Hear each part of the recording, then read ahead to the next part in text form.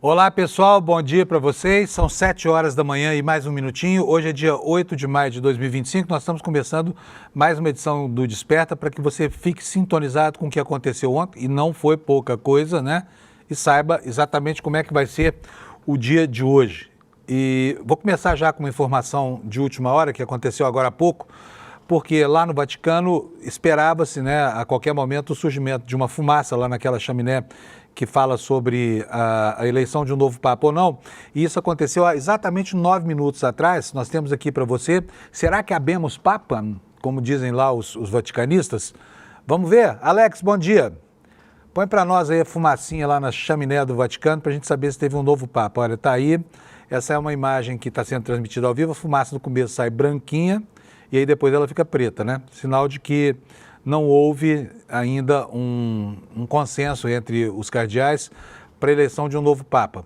E os estudiosos das tradições do Vaticano estão dizendo que hoje é muito provável que haja essa definição, mas a primeira fumaça, marcada pontualmente para o horário das 7 da manhã, horário do Brasil, acabou saindo 8 minutos antes. Foi o contrário do que aconteceu ontem, quando todo mundo ficou 2 horas lá esperando na Praça de São Pedro, lá no Vaticano, e a fumaça não saía. Foi aquela agonia, todo mundo pensando, mas está demorando demais, então devem ter chegado a um Papa. Mas não chegaram, né? Só lembrando que esse é o maior concílio de todos, são 133 cardeais votando, então não se sabe exatamente por que houve esse atraso, mas não era por causa da indicação de um novo Papa, né? Então essa é a informação mais recente para você, e eu quero dizer que o ICL está transmitindo ao vivo essas imagens que você viu aqui. Alex, põe para a gente aí a imagem da chaminé ao vivo, por favor. Agora não vai sair nada, mas está aí, ó, a imagem ao vivo nos nossos canais aqui, no canal do Eduardo Moreira, no canal do ICL Notícias, também no nosso site, tá? Então, se quiser saber aí tudo sobre o Papa, eu acho curiosa essa tradição, porque é legal esperar fumacinha e tudo, mas nós vivemos numa era de comunicação instantânea, né, gente? Então não custava o Vaticano se atualizar, talvez botar um telão lá, qualquer coisa assim, né? E até para quebrar esse gelo que o sigilo imposto aos cardeais acaba provocando, né? Mas estamos aí, olha, já 2 fumaças, uma ontem atrasada, não teve Papa, agora uma 8 minutos antes da hora, também não teve Papa, então a situação segue sendo a mesma. Alex, bom dia. Bom dia, Panuso, bom dia, chat, como vocês estão? Tudo Estamos ótimos. Quintou, né? Amanhã só falta mais o dia de amanhã, Sim. Passado o dia de hoje, tá tudo bem. Alex, ontem, mais uma vez, nós tivemos a mesma coisa. Olha, eu acho que daqui a pouco a gente não vai nem falar mais sobre isso, porque virou arroz de festa esse assunto. Racismo em jogos no Paraguai, né? Racismo explícito, manifesto, porque o Paraguai é um país que nesse ponto, e em muitos outros também, é um país atrasado, não considera lá a proteção às minorias e o racismo campeia, né? Ao contrário do Brasil, o Paraguai ainda não se deu conta de que precisa barrar esses preconceitos estruturais. O que aconteceu ontem, Alex? De novo com o Palmeiras e de novo com aquele mesmo time que sempre está provocando confusão nos jogos da Conmebol.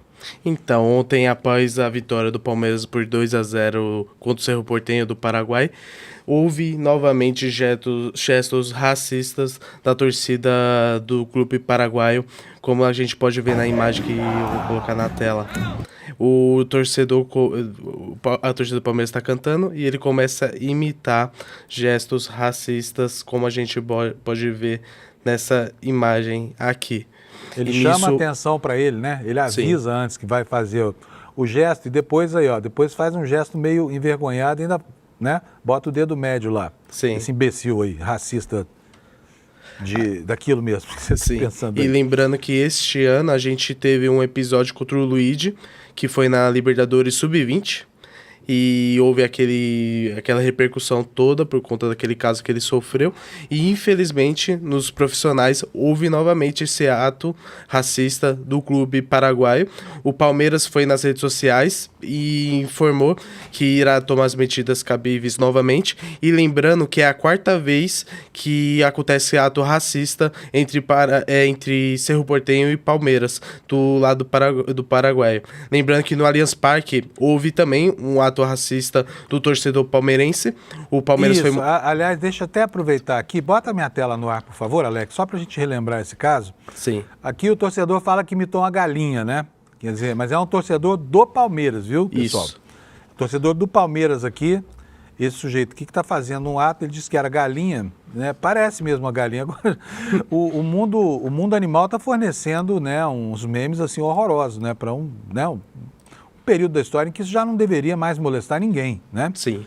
Mas enfim, tá. E aí, isso aqui, quanto custou de multa para o Palmeiras? Foi 300 mil reais? É isso, essa brincadeira? Foi 296 mil reais, foi 50 mil dólares. O Palmeiras acatou a multa e a punição.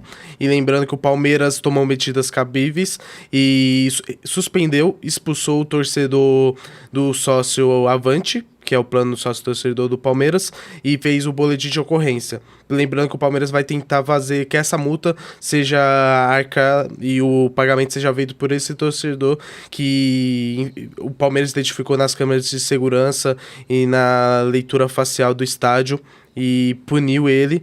E aí nisso é esperar para ver o que vai acontecer, mas o Palmeiras tomou medidas cabíveis e gostaria que o Cerro Porteño fizesse isso também, porque é um caso que vem tomando constância lá no Paraguai contra times brasileiros, infelizmente. Pois é, complicado. E a Conmebol falou alguma coisa ou não? Então, lamentou profundamente, como sempre faz, e ficou nisso ou não? Então, eu dei uma averiguada agora antes de entrar no ao vivo e não tem nenhum post, nem nada relacionado, nem nota, nem nada do tipo, como ela sempre faz.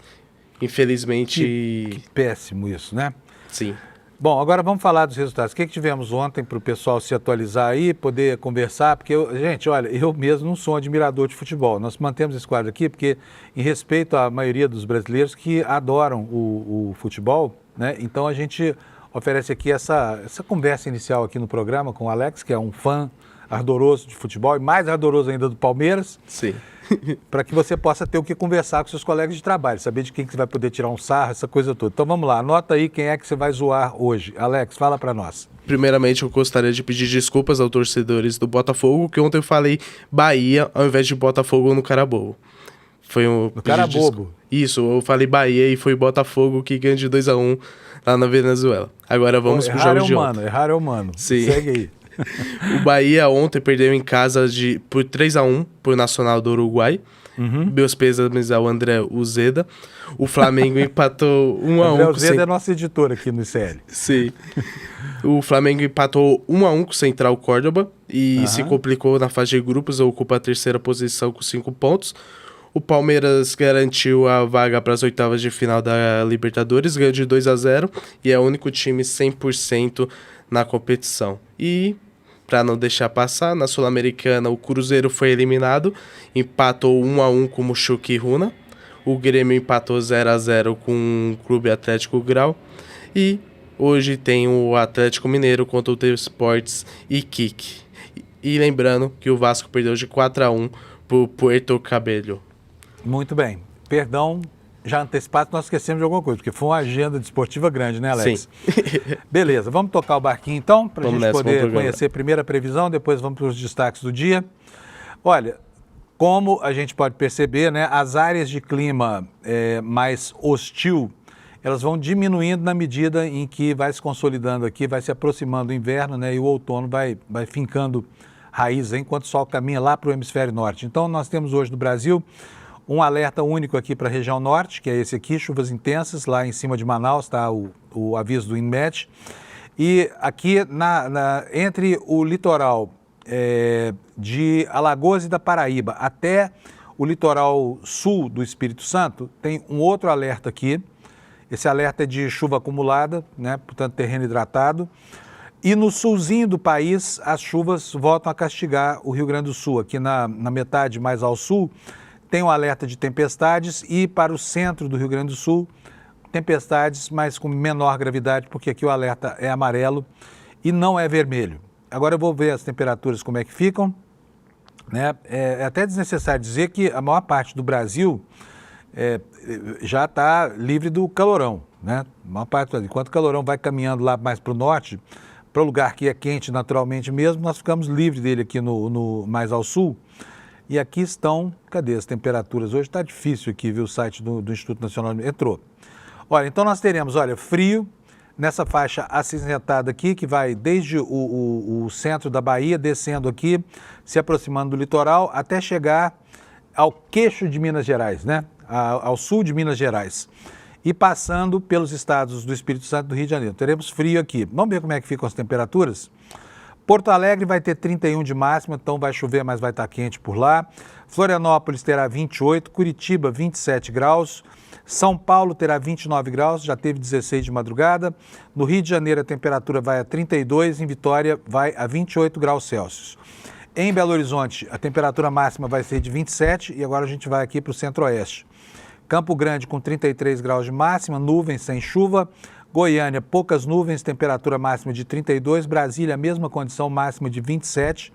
E Cuiabá, 33 graus de máxima com 25 de mínima, né? Cuiabá começa a fazer jus ao nome de capital brasileira do calor, que divide com Teresina, no Piauí.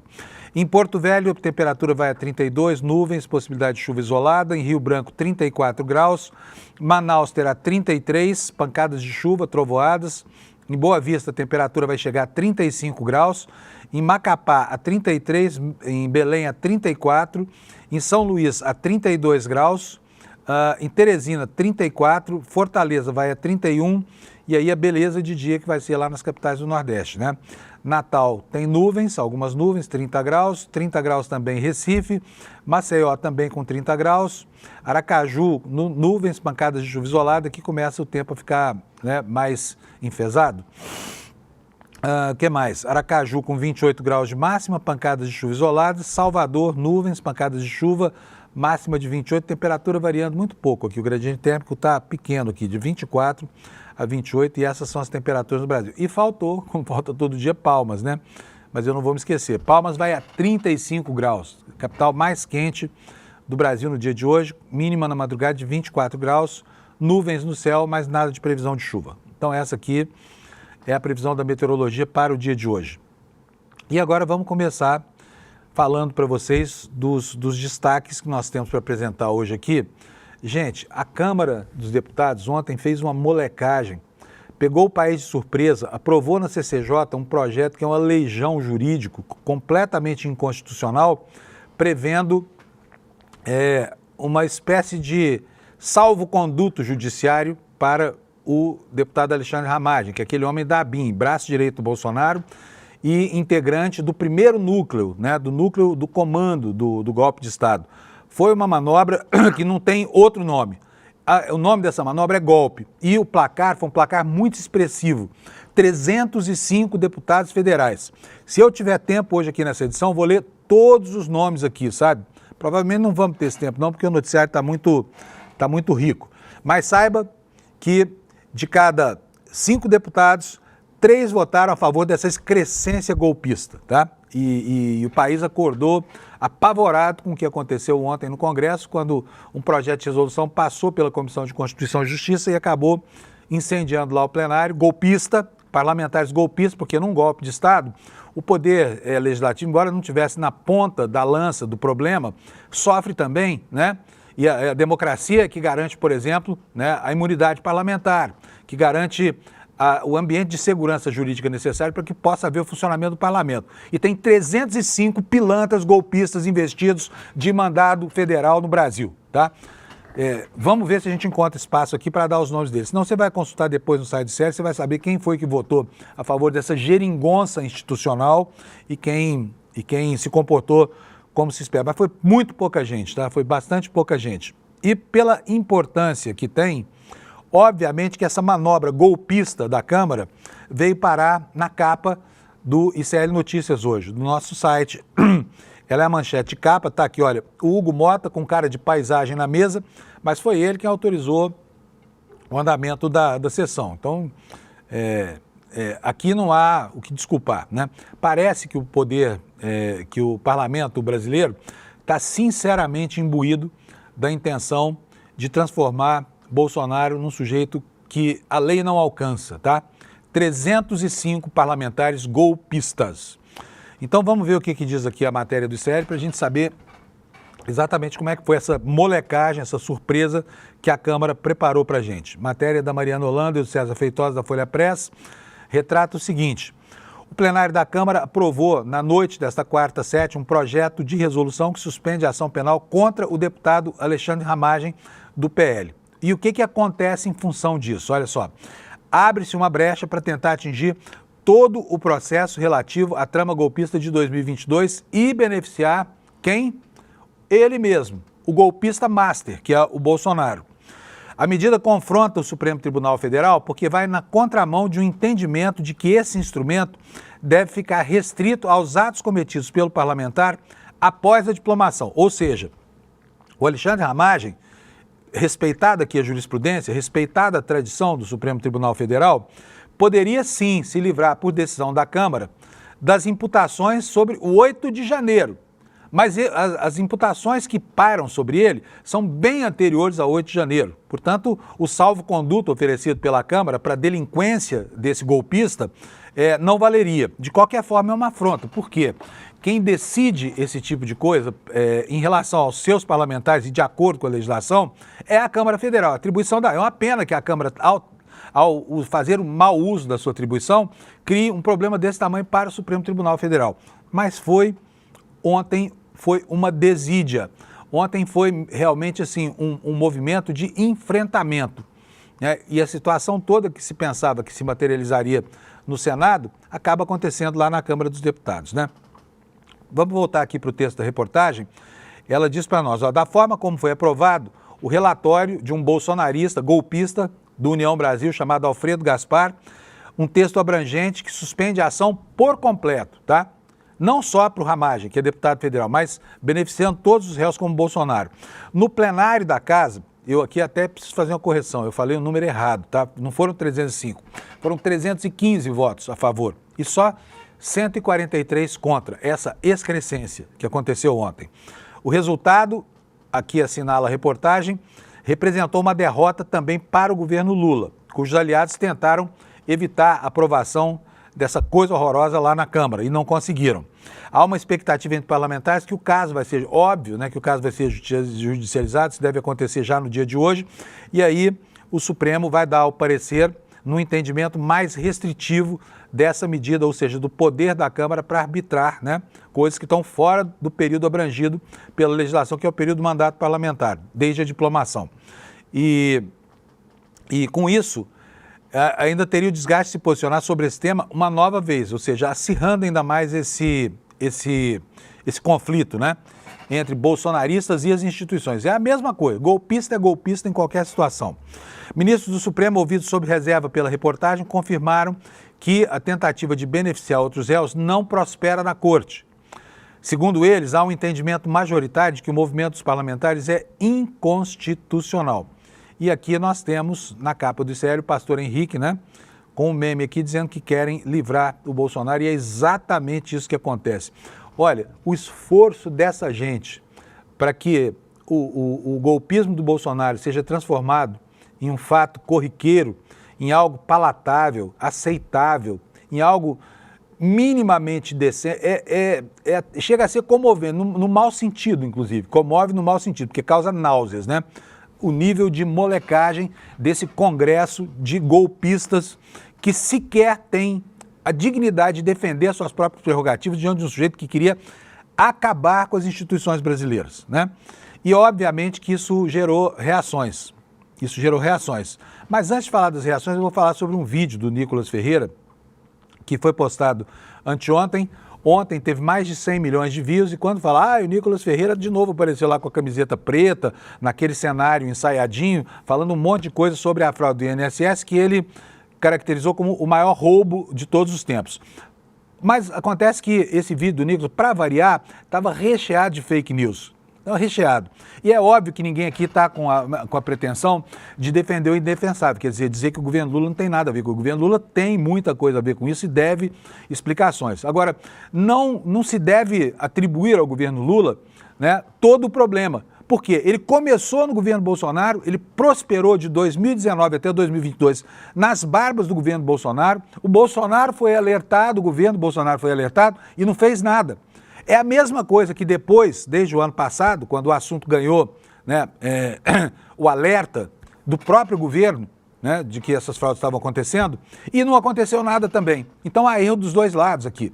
Sabe, não se pode ninguém se arvorar da condição de senhor da moral nessa história aqui, porque está todo mundo errado, tá? Mas, né, a oratória, a narrativa da extrema-direita, ela quer aproveitar isso como um insumo para tripudiar o governo Lula, né? O governo Lula merece críticas, mas não merece todas as críticas, então é o que acontece. E aí o vídeo do Nicolas, que eu não vou exibir aqui, aliás, daqui a pouco eu vou exibir um trechinho dele. Esse vídeo, de novo, bombou na internet, ele tem uma rede poderosa de distribuição dessas mensagens e acaba acontecendo isso, o vídeo dele bomba, né? Ele tem um público aí muito grande entre a população brasileira, e até quem não concorda com as ideias dele, meu caso, por exemplo, seu caso aí certamente na sua casa, acaba assistindo para saber o que se passou, né? Aí foram 100 e tantos milhões, a última contagem que eu vi aqui foi no portal do Metrópole, já estava 103 milhões. E aí o pessoal fica assustadíssimo. Só que ontem, ao contrário do que aconteceu sempre, as reações foram mais rápidas. E aí o próprio Lindbergh Farias, que é líder do governo, que é líder do PT, chegou prontamente a fazer uma resposta em vídeo que eu vou mostrar para vocês agora, que contempla um trechinho das bobagens que o Nicolas falou e mais um trecho da fala do deputado Lindbergh. Bota para nós, por favor, Alex. Eu confesso que não imaginava que esse momento fosse acontecer. Porque ficava eu pensando, o PL, aquela turma... Tá? É o próximo vídeo do Lindbergh. Se você não tiver com ele aí, eu tenho ele aqui na minha página, daqui a pouquinho a gente mostra. E então, falamos aqui, estamos tratando da reação ao vídeo do Nicolas. Vamos tratar logo do problema que isso criou, porque além do vídeo do Nicolas, teve essa surpresa ruim ontem, ao final do dia. A Câmara mandou o assunto para a CCJ votou rapidamente, foi parar no plenário, um projeto de resolução da Câmara, e o projeto de resolução não depende de sanção presidencial, não está sujeito a veto e já está valendo, tá? Hoje está difícil aqui, porque o ar está muito seco, né? E aí a garganta começa a secar e a gente tosse aqui durante a transmissão. Então, se vocês vão me desculpar aqui, eu vou tomar uma aguinha aqui para poder continuar a leitura. Tem dia que é duro, viu? O ar-condicionado aqui gela e a garganta vai para o brejo. Mas vamos falar aqui do que aconteceu lá na Câmara Federal de ontem. Os deputados nos surpreenderam com essa brincadeira. E aí aconteceu isso que vai ser registrado agora, reações de pavor, né, entre os deputados governistas que não conseguiram conter essa ofensiva bolsonarista. E agora sim a gente vai entender esse vídeo que a gente começou a exibir do deputado Lindbergh. Pode botar o mesmo, por favor. Eu confesso que não imaginava que esse momento fosse acontecer.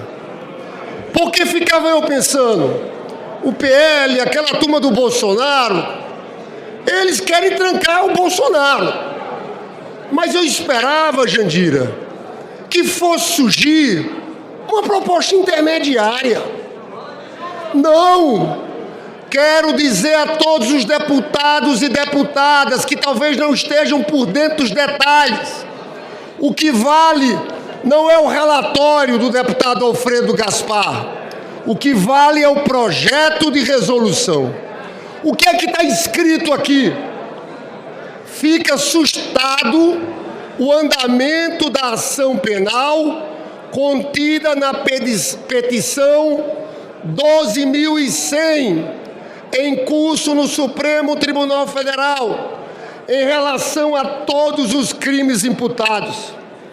Os senhores sabem o que é essa petição 12.100? É tudo! Toda a denúncia do Gonê da PGR. Os senhores estão aqui querendo trancar a ação penal de 34 denunciados. O julgamento, para começar, eu quero falar para cada deputado aqui, porque esse dia vai ficar na história. Quem votar nesse negócio, nesse projeto de resolução, está construindo, jogando no lixo sua história.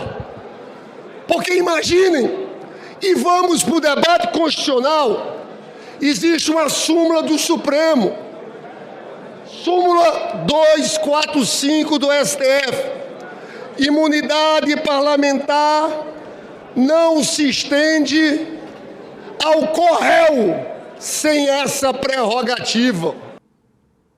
Bom, houve outras reações, vocês viram aí, né? Com 315 votos, um placar considerável, os golpistas encaçaparam esse negócio. É pura provocação, porque isso não vai prosperar. Obviamente que o Supremo Tribunal Federal vai barrar, porque a jurisprudência é muito clara e os crimes imputados, eu digo novamente, ao Ramagem, eles não aconteceram após a data da divulgação, a data da diplomação, né? Então, a partir da diplomação, tudo bem, a Câmara quer pegar um bandido que conspirou contra as instituições brasileiras e deixar ele impune, beleza, mas por um motivo que a lei abarque, né? Por algo que a lei preveja. E o que a lei prevê é que crimes cometidos depois da data da diplomação tem que ter o processo, podem ter o processo obstado pela Câmara. Essa é a situação. E eu conversei com 2 advogados ontem que me disseram a mesma coisa. Olha, isso não prospera, não tem por onde, é ilegal, o Supremo Tribunal Federal não vai cair na esparrela de aceitar uma provocação como essa, vai ter que reformar essa decisão declarando a inconstitucionalidade. Agora, tudo isso ainda está no campo só da suposição, porque é de se supor, né, que vai haver uma ação judicial para tentar obstar isso que aconteceu ontem, né? Vamos continuar com as reações. Nós temos aí o vídeo da Fernanda Melchiona, Alex. Põe para a gente, por favor. Bota para nós, por favor. Vamos ver o que foi que a deputada disse. Nós estamos vivendo um dos momentos mais graves da Câmara dos Deputados. Que vocês, uma parte do trenzinho da anistia, achincalham, apequenam e rasgam a Constituição Federal do Brasil. Aqueles e aquelas que querem transformar essa sustação em relação ao Ramagem no trenzinho da anistia para os golpistas do 8 de janeiro não honram o mandato parlamentar. É uma vergonha. Está na casa que homenageia Rubens Paiva, torturado, assassinado, executado pela ditadura civil-militar. E ter parlamentares usando as suas prerrogativas para defender os golpistas de 2022, 2023. E, presidente Hugo Mota, essa responsabilidade também é sua.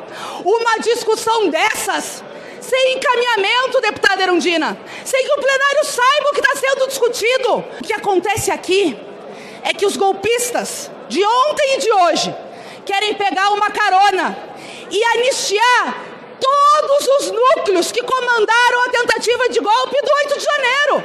O artigo 53 é claro. Aqui está se debatendo a prerrogativa de parlamentares, deputados e senadores. Não está se debatendo a prerrogativa de alto escalão do Exército. Não está se debatendo a prerrogativa de atentado com bomba, de gente que não tinha nenhuma imunidade parlamentar. Não está se discutindo um núcleo golpista que durante 2 anos, quando viram que os direitos políticos do Lula foram... As reações, né, a essa palhaçada que a Câmara aprovou ontem, mais uma molecagem para tentar livrar o rei dos quadrilheiros que tentaram assaltar o poder no Brasil, cancelar a eleição do Lula e governar com auxílio de instrumentos autoritários, como, por exemplo, o decreto de estado de sítio, né? Essa é a situação, uma vergonha. É algo para deixar, sabe, esses 315 deputados deviam estar envergonhados de estar dando suporte a um golpista notório. Estão usando o Ramagem como cavalo de Troia para colocar lá na barriguinha desse cavalo Jair Messias Bolsonaro, o estrupício maior que atrapalha a democracia brasileira. Agora, não pensem, os senhores e as senhoras, que esse tipo de palhaçada é privilégio só do Brasil. Não somos, felizmente não somos, não, ou infelizmente, né? Porque é uma quadra do tempo em que a humanidade parece que caminha muito mal. A julgar pelo que está acontecendo lá nos Estados Unidos, onde a cruzada do Trump contra as instituições segue a passos largos. Tudo aquilo que o mundo inteiro, até os que sempre deploraram o fascismo do Trump, achavam que ele não teria coragem de fazer, ele está fazendo agora, com todos os requintes de crueldade, né? E vamos ver então o noticiário nos jornais internacionais. Daqui a pouco a gente volta a falar sobre a política brasileira, tá? Começando, como sempre, pelo Washington Post, que é o melhor jornal dos Estados Unidos hoje. A manchete principal é um acordo comercial que o Trump está prestes a assinar com o Reino Unido. E o jornal coloca que é o primeiro entre dezenas de acordos que o governo pretende fazer com parceiros comerciais no mundo, né? Agora, tem um outro assunto aqui que dá a dimensão moral desse governo. E é isso mesmo que eu quero mostrar para você. Deixa eu só pegar aqui o meu microfone que caiu. Tá direitinho? Foi? Tá indo? Tá, beleza. O microfone caiu aqui e eu perdi o áudio. Mas vamos lá. olha só essa manchete aqui, ó. Os Estados Unidos pressionam países que enfrentam tarifas a aprovar, sabe o quê? A Starlink do Musk, sabe? E nós estamos falando de uma república desse tamanho, chamada Lesoto, né? Uma república africana. E é inacreditável, porque no Brasil você tem no Código Penal um tipo penal chamado advocacia administrativa, que proíbe de maneira terminativa qualquer funcionário público, seja um Rélis Barnabé, até o sumo, o Supremo Poderoso do Brasil, que é o presidente da República, não se pode usar a condição de funcionário público para promover negócios privados. E lá nos Estados Unidos, isso é o que acontece. Olha, o Trump, em relação ao Musk, já promoveu um salão do automóvel na Casa Branca, você se lembra? Faz cerca de um mês, né?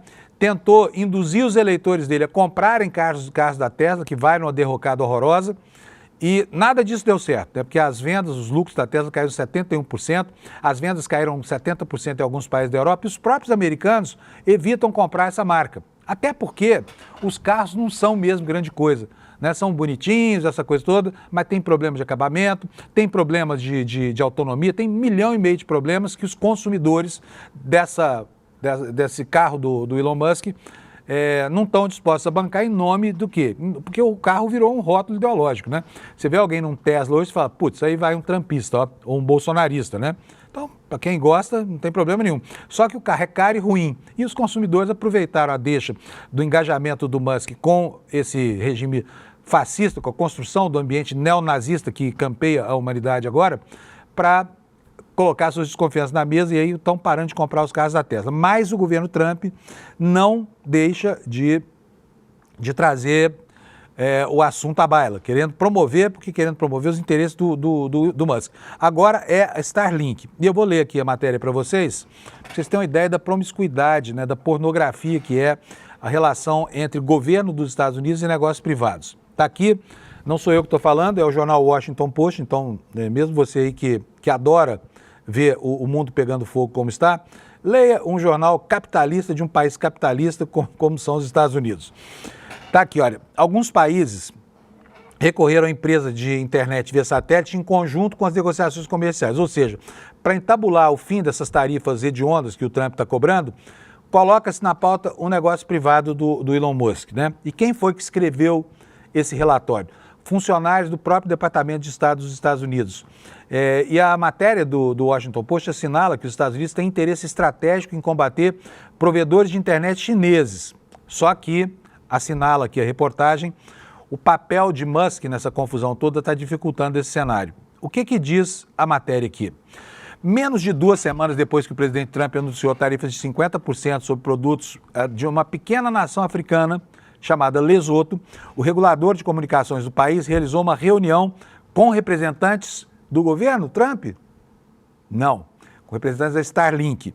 A empresa de satélites de propriedade da SpaceX, que é do bilionário Elon Musk, buscava acesso a clientes no Lesoto. Mas foi somente quando Trump revelou o fim das tarifas e pediu negociações sobre acordos comerciais que os líderes do país, de 2 milhões de habitantes, concederam à empresa de Musk, foi aí que aconteceu a primeira licença do serviço de internet via satélite do país, com uma duração prevista de 10 anos. Decisão mencionada em um memorando interno do Departamento de Estado obtido pelo Washington Post, afirma o seguinte: enquanto o governo do Lesoto negocia um acordo comercial com os Estados Unidos, ele espera que o licenciamento da Starlink demonstre boa vontade e intenção de acolher as empresas americanas. Gente, Lesoto, sabe? É um bairro de São Paulo esse país. E a diplomacia americana agora é exercida por vendedores da Starlink. Que decadência, hein? Fala sério. Botar um vendedor de internet para decidir o futuro rumo da negociação entre 2 nações soberanas, né? Uma, nem tanto, né? A grandona. A matéria fala o seguinte, olha, Lesoto está longe de ser o único país que decidiu ajudar a empresa de Musk enquanto tenta se defender de tarifas americanas. A empresa fechou acordos de distribuição com 2 fornecedores na Índia em março e obteve pelo menos acordos espaciais com Somália, República Democrática do Congo, Bangladesh, Paquistão, Vietnã, embora esta provavelmente não seja aí uma relação completa de países. Ou seja, se isso aqui não é corrupção, o meu nome a partir de agora é Carlos Alberto, viu, Alex? vou mudar de nome aqui, porque não é possível, né, que imaginaram a diplomacia brasileira, por exemplo, indo aí, colocando na frente da sua pauta comercial, na pauta diplomática, né, o interesse de uma empresa brasileira. Olha só que despropósito. Aqui no Brasil isso dava cadeia. Nos Estados Unidos não dá. E a população ainda continua, uma boa parcela, apoiando esse tipo de coisa. Só para terminar esse assunto aqui, a matéria do Washington Post diz que uma série de mensagens obtidas pelo jornal revelam como as embaixadas dos Estados Unidos e o Departamento de Estado pressionaram os países a superar obstáculos para as empresas de satélite americanas, frequentemente mencionando a Starlink nominalmente. Portanto, essa pauta faz parte da agenda oficial do governo. E os documentos não mostram que a equipe de Trump tenha exigido explicitamente favores para a Starlink, mas indicam que o secretário de Estado, o ministrão deles lá, né, das relações exteriores, tem instruído cada vez mais as autoridades a pressionarem por aprovações regulatórias para a empresa de satélite de Musk, em um momento em que a Casa Branca pede negociações abrangentes sobre comércio. Olha que absurdo. Ou você acha que é normal que um Estado passe a funcionar como agente de vendas de um produto de uma pessoa que sequer tem vínculo formal com esse governo? Ou seja, está tudo de cabeça para baixo, não está? Como é que pode isso? Como é que pode, em tão pouco tempo, né, uma democracia que parecia ser tão pródiga, de repente virar isso que virou lá nos Estados Unidos, né? E virou mesmo. Bom, sobre a qualidade da democracia americana, nós temos uma manifestação muito importante hoje, está no jornal Valor Econômico, que eu já vou colocar para vocês aqui entre o noticiário internacional, porque é uma manifestação feita por alguém que eu reputo ser da maior importância hoje como um pensador desse tempo funesto, né? Que nós nos metemos desde que as democracias do mundo entraram em decadência por causa dos fascistas que ele chama de nacionais populistas, né?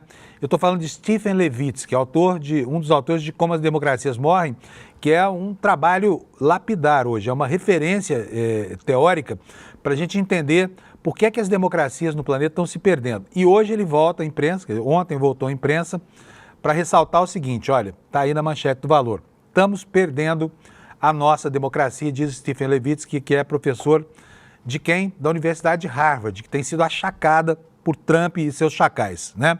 Levitsky, segundo o olho da matéria, ressalta o risco de autoritarismo e de enfraquecimento da democracia dos Estados Unidos. Quer dizer, o que parecia ser só risco, hoje já é fato concreto, né? Ele foi até um lorde aqui ao tratar do assunto.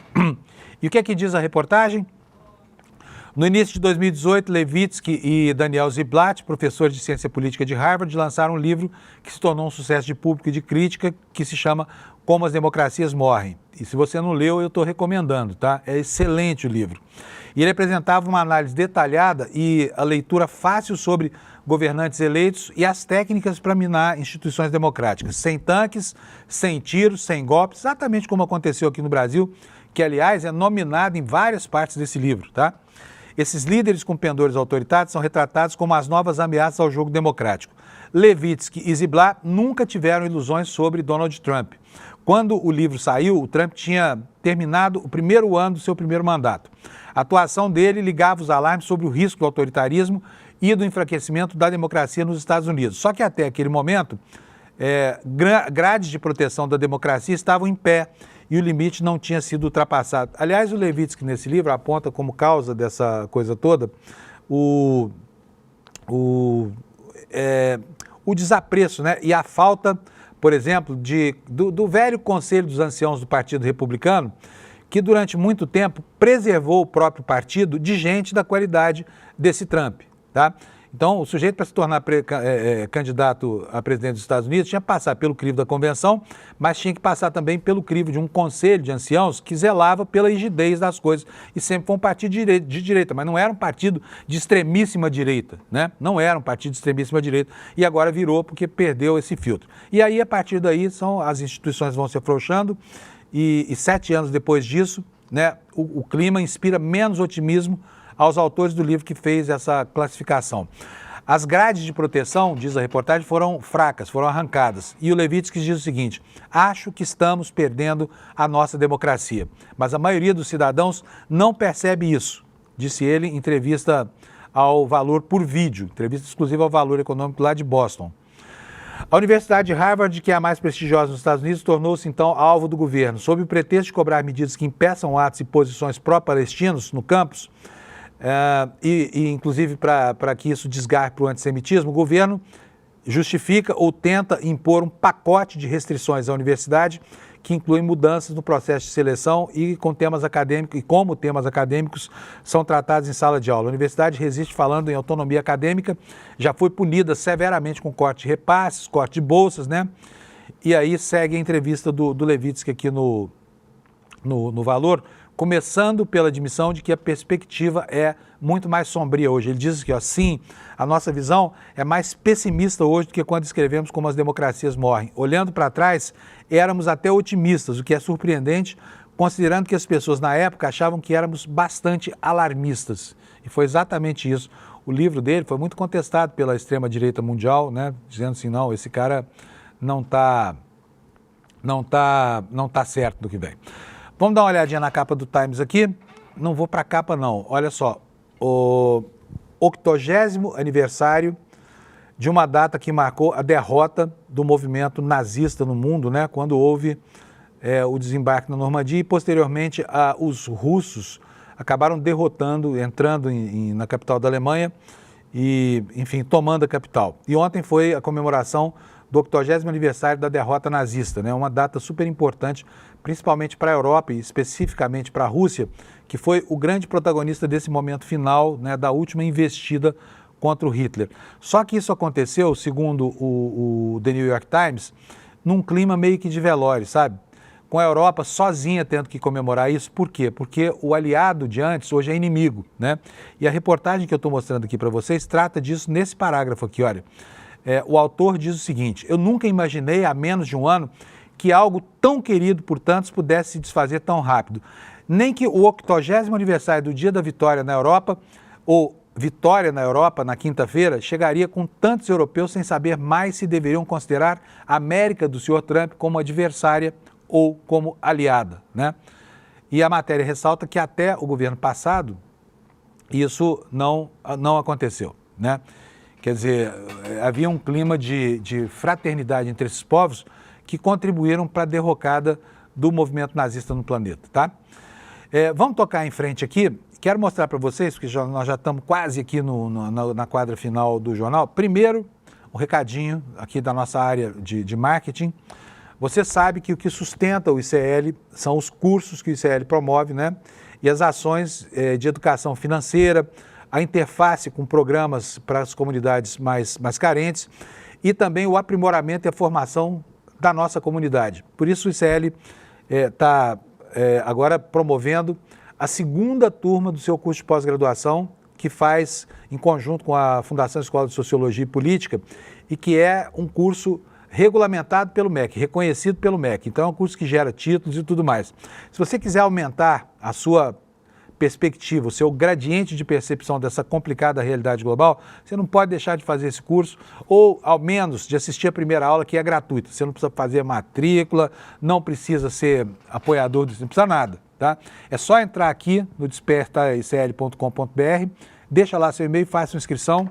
Você ganha um convite para assistir a aula magna que o Gessé Souza vai dar para a gente aqui na quinta-feira, né, no dia... Hoje faltam 7 dias, quinta-feira da semana que vem, às 8 horas da noite, tá? Então não se esqueça, tá aí, ó, o título da aula, o tema da aula é Por que as elites odeiam o povo brasileiro, tema que foi escolhido pelo professor Gessé Souza, que é o grande nome da sociologia brasileira nesta quadra do século XXI, tá bom? Então não deixe de fazer isso. Despertaicl.com.br, é rápido, é grátis, é para todo mundo e você assiste a primeira aula dessa nova turma da nossa pós-graduação, tá bom? Dito isso, vamos falar do que aconteceu ontem lá em Brasília. Ontem, vocês sabem que a extremosa direita chamou uma manifestação, né, lá em Brasília, um ato em benefício de quem?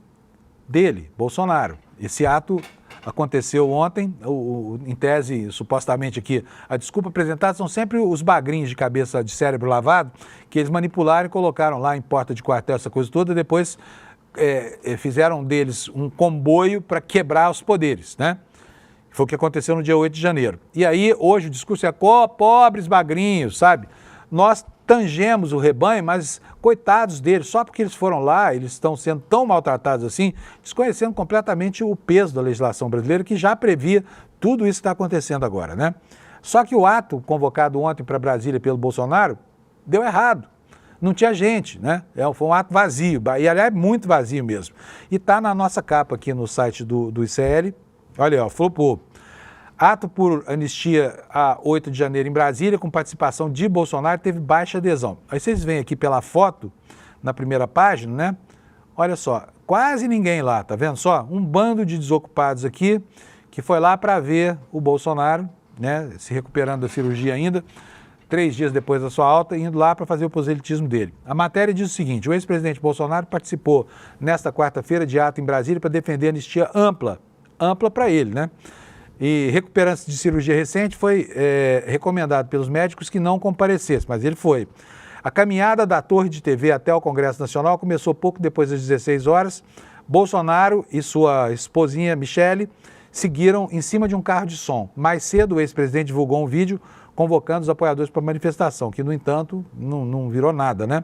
Ele afirmou ainda que queria encontrar esses apoiadores para fazer uma fotografia. Apesar dessa convocação da estrela do golpe no Brasil, o ato teve baixa adesão, não mobilizou grande público e, ao contrário do que esperavam os organizadores, que achavam que iam reunir ali mais uma multidão, né? Evento coordenado por quem? Ele, Silas Malafaia. E por falar em Silas Malafaia, quero apresentar para vocês aqui uma novidade, você vai adorar ver essa notícia aqui, tá? Na capa do site do ICL, ICL Notícias, está aqui o anúncio de que amanhã nós vamos ter uma coisa muito especial aqui. É uma série de reportagens do Igor e da Juliana Dalpiva, né? Que mantém hoje uma das colunas mais quentes do Brasil, mostrando quem é Silas Malafaia.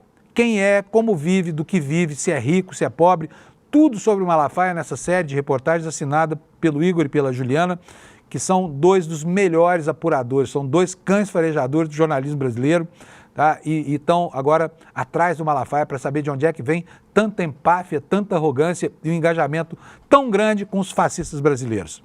Vou ler para vocês aqui a notícia, você pode procurar no site do ICL, não é hoje, tá? Hoje é só o anúncio, é amanhã, ainda estão terminando de fazer os textos e tudo mais.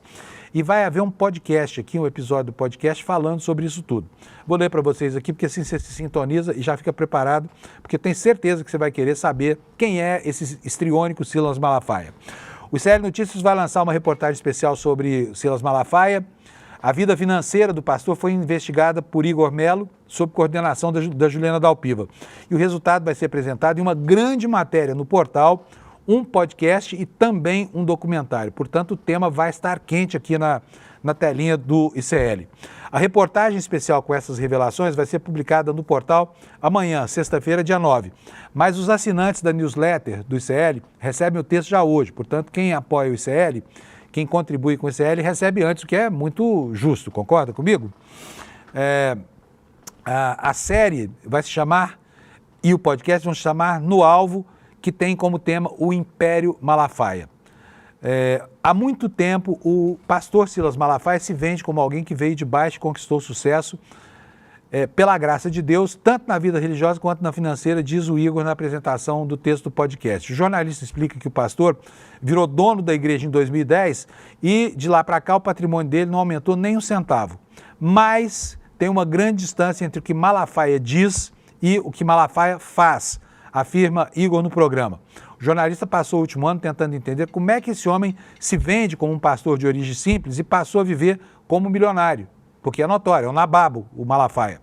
Como resultado dessa investigação, o Igor vai apresentar informações inéditas sobre o passado, os bens e a rede de relações do pastor dos reacionários do Brasil e até como ele ganhou quase R$1 milhão em apenas um ano, sem fazer força, mole, só gritando ali no microfone, né? Então você está convidado para ficar atento aqui, os nossos assinantes aqui, os nossos patrocinadores, que são vocês, recebem antes a newsletter, tá? Ela vai chegar para vocês hoje e você vai ter o privilégio de saber primeiro, né, os meandros da vida desse sujeito chamado Silas Malafaia. Gente, e por falar em rico, por gente rica, né? Olha só o que está hoje no Eco, na coluna do UOL, Uma informação super relevante sobre o clima, né? A gente está falando aqui todo dia da meteorologia, quase sempre surpreendidos por fenômenos meteorológicos muito adversos. De quem é a culpa por isso?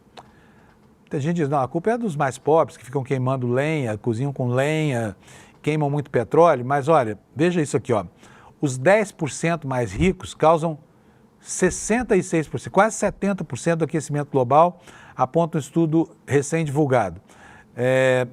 O que é que diz esse estudo? Os hábitos de consumo e investimento dos ricos aumentaram substancialmente o risco de ondas de calor mortais e de secas, afirmou o estudo que quantifica o impacto da riqueza concentrada em eventos climáticos. Aqui vai um trecho entre aspas.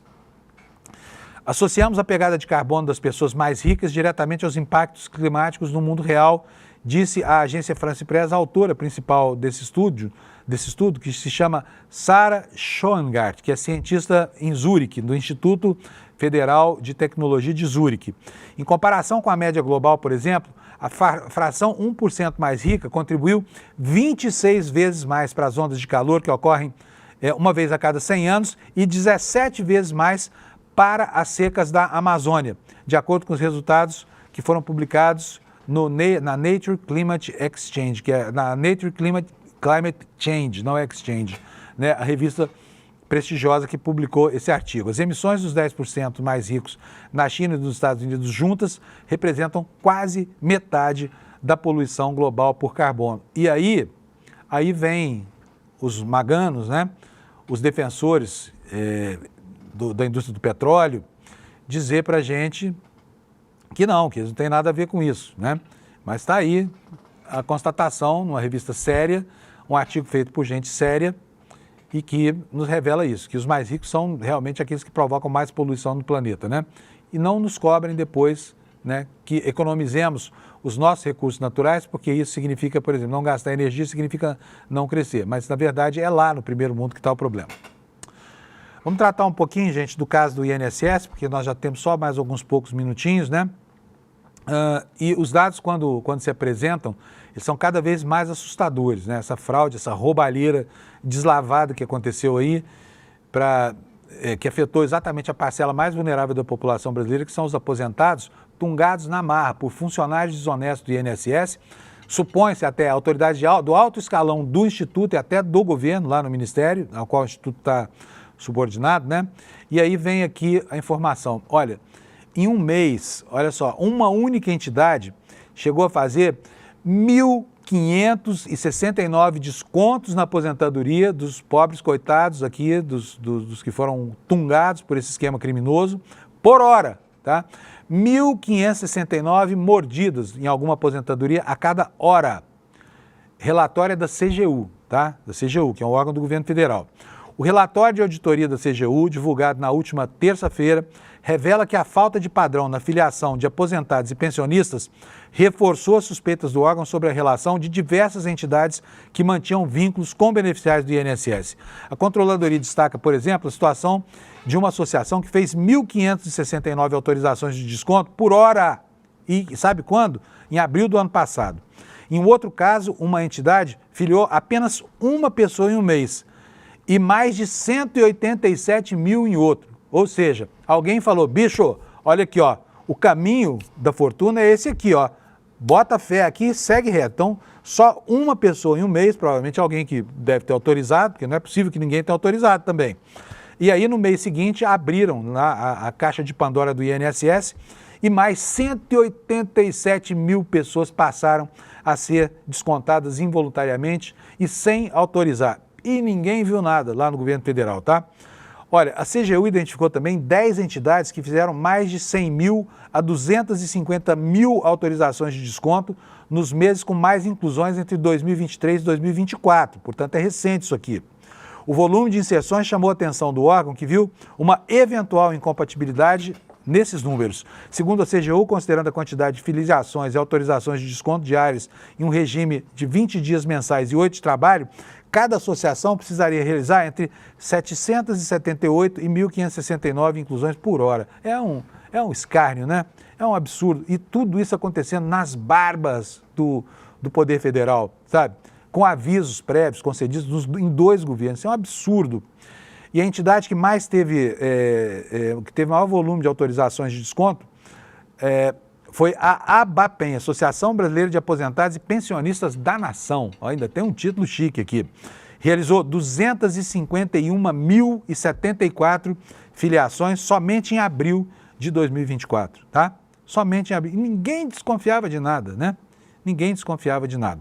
E aí começam as especulações políticas. Eu prometi para vocês o vídeo do deputado Nicolas Ferreira, que está pegando esses vícios todos desse processo e tentando criar um elemento retórico aqui para criminalizar o governo Lula, que de fato tem responsabilidade também sobre isso, mas como eu falei, não tem toda a responsabilidade. E é isso que a gente vai mostrar para você agora, numa reação, é um react aqui do Lindbergh Farias ao que disse, as bobagens que o Nicolas disse nesse vídeo, que já bombou, já foi assistido por mais de 100 milhões de pessoas. Bota aí para nós, Alex, por favor. Nicolas mente. Os Nicolas seguirão livres, sem punições. Que bela democracia. Nada disso. Essa investigação começa com a decisão do governo do presidente Lula. Foi a CGU. A Polícia Federal entrou, já prendeu várias pessoas ligadas a essas entidades envolvidas em fraude. Também apreendeu carros de luxo, dinheiro em espécie, no montante de milhões. E a investigação vai seguir. Doa a quem doer. Vamos jogar luz nessa história. Fazem de tudo para tentar relacionar o presidente com essa história. Mas o verdadeiro protagonismo tem um nome: Jair Bolsonaro. O escândalo começa em 2019. A CGU notificou o INSS, só que nada foi feito. Quem era o ministro? Paulo Guedes. Quem era o secretário de Previdência? O hoje senador Rogério Marinho. Quem foi ministro? Onyx Lorenzoni. Tem muita coisa que o Nicolas não te contou. Inclusive, quem descobriu esse esquema foi uma investigação que começou no governo do presidente Lula. Isso jamais aconteceria no governo anterior, de um presidente que dizia isso. Eu não vou esperar fuder minha família toda, de sacanagem, ou amigos meus, porque eu não posso trocar alguém da segurança na ponta da linha que pertence à estrutura nossa. Vai trocar. Se não puder trocar, troca o chefe dele. Pode trocar o chefe dele? Troca o ministro. Pois é, vocês viram aí, né? Foi o que eu falei, o react do Lindbergh, buscando se contrapor ao Nicolas Ferreira, que falou um monte de bobagem nesse vídeo. Ele acha que vai botar a camiseta preta, vai fazer uma iluminaçãozinha ali de estúdio, né? Luz de preenchimento, luz direta, e vai mudar o regime no Brasil. Não vai, né? E, bom, o PT reagiu rápido, vocês viram aí, o Lindbergh já foi para a tribuna, gravou vídeos e tudo mais, e o PT distribuiu uma cartilha, né, para rebater o vídeo do INSS. Agora eu vou dizer uma coisa para vocês, cartilha não resolve nada, né? Quem é que lê nesse país aqui? Ninguém lê. Mas pelo menos fizeram alguma coisa, não ficaram apopléticos, assim, esperando passar o tempo antes de esboçar alguma reação. Está no jornal O Globo de hoje, a informação, PT busca... Você está sem meu retorno? Você está com o seu retorno da imagem aqui? É mesmo? Então vou mudar aqui para você poder mostrar aqui para a gente. Alex, vê se chega aí. Chegou, então vamos lá. É duro aqui de vez em quando. Exatamente. PT busca conter desgaste e distribui cartilha a deputados para rebater vídeo de Nicolas sobre as fraudes no INSS. Após o caso do Pix, o deputado do PL fez uma nova investida nas redes contra a gestão petista, né? Essas gracinhas do Nicolas também estão datadas, viu, gente? Estão com os dias contados, porque esse vídeo, até a base sabe que é cheio de mentiras, cheio de porcaria, gera comoção, gera frisson. Mas ficar apavorado com esses vídeos aqui não é a solução para o problema da comunicação oficial, né? O que diz aqui? Olha, a liderança do PT na Câmara distribuiu aos deputados um documento com uma série de argumentos rebatendo o vídeo de Nicolas Ferreira. Se chama Desmentindo Nicolas Ferreira, INSS. Documento de 30 páginas traz o roteiro completo das falas do deputado, contrapondo ponto a ponto o que o parlamentar diz, sugerindo que os argumentos para os deputados petistas, que é para eles fazerem a disputa de narrativas com a oposição, tá bom? É isso, terminamos. Só lembrando você aqui, Alex, põe aqui, ó, na outra câmera, para eu mostrar aqui o nosso evento, né, que nós estamos promovendo. Não se esqueça, pegue o seu convite do nosso site, vai assistir a essa aula magna com o Gessé Souza e, se você quiser, talvez te interesse, faça a pós-graduação que vai aumentar o seu ângulo de visão sobre a realidade social e política brasileira a partir do GCE e de todo o corpo docente lá da Fundação Escola de Sociologia e Política, tá bom? Amanhã, sexta-feira, estou de volta aqui 7 da manhã para ler o mundo com vocês. Tchau, obrigado pela sua audiência.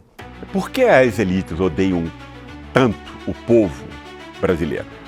Segundo essas elites, as cidades de fora são sempre as melhores, as pessoas lá são mais educadas, honestas, bonitas.